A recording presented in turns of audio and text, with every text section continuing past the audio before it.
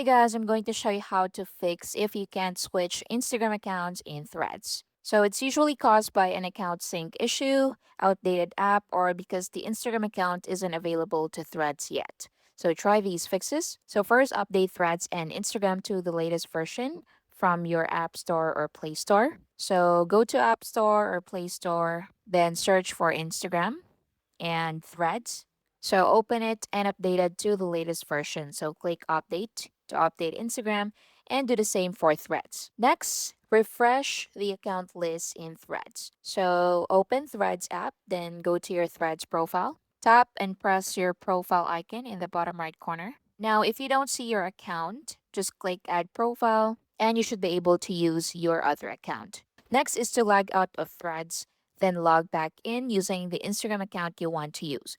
So to log out, click the two-line menu in the top right corner. Once you're here, scroll down and select log out, then confirm if prompted.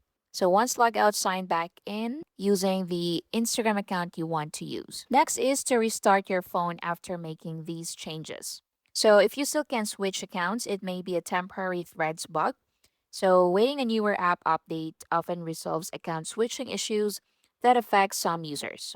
And that's basically it. Thank you for watching.